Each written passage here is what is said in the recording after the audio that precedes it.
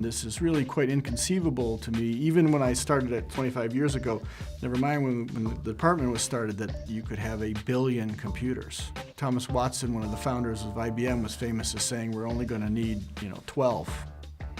So he was off by a little bit. The nice thing that has happened to computing in the last 5 years is it's become ubiquitous. It used to be that you would go to a place, university for example, and see their computer.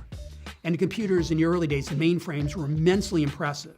They were large, they were in air-conditioned rooms, they had the spinning tape drives, the huge printers that would spew out paper at phenomenal rates, people at the devices actually controlling them, and it looked like you were interacting with a very powerful beast. We actually have the fame of producing one of the 2 first PhDs in computer science ever produced.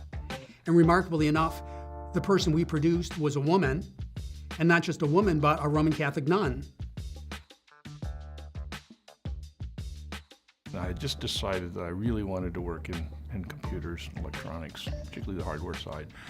And I was really concerned because IBM had developed one generation after another of spectacular computers, and I was afraid that all the exciting stuff had already been done.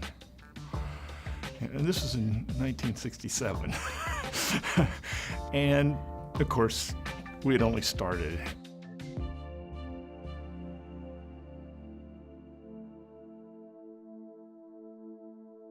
The state of the art was UWCS 1100, that they upgraded to from 1108. So of course nowadays you talk to the kids and they just go like, what was that?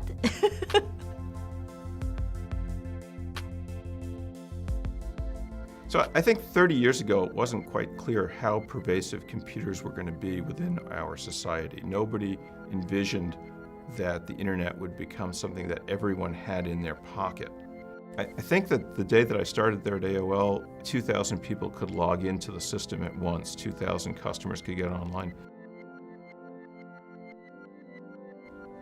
So the computer science department gave us both the blend of what we need to learn, a balance of theory, as well as practically building that in real world. That was the best experience I have had in my life.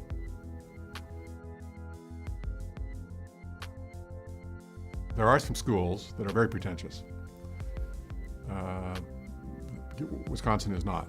My degree at Wisconsin, University of Wisconsin-Madison, in computer science was absolutely fundamental to my success in my career as a software developer.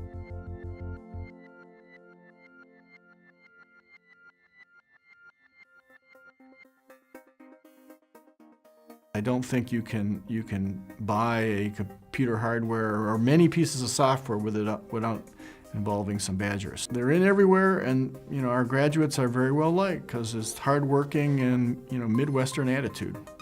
As far as I know, every electronics firm in the Bay Area that has more than 4 employees has one or more people from Wisconsin. We're very well represented.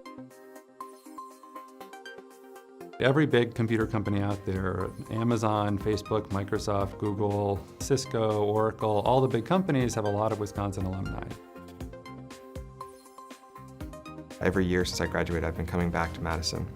The reason that I could always justify to my manager was, hey, I'll find you some interns. We need to hire. These are some good students to hire. There's something special about this university, this department, that people do feel some identification for it. So when you meet someone somewhere and they say, hey, you teach at Wisconsin, I went to Wisconsin, there's some kind of bond there that's I think unusually strong. I think this is a great time for Wisconsin to step forward as we did 50 years ago and move into the 21st century where computation is not at the side of human knowledge, but is one of the central pillars. It's just enriching everyone's life. each and everyone's life in far deeper way. And that's what I feel is amazing about the kind of work that we have this unique opportunity to do in the computer science department, is all of a sudden we are in the center of making this big change that is sweeping across every sector of our society.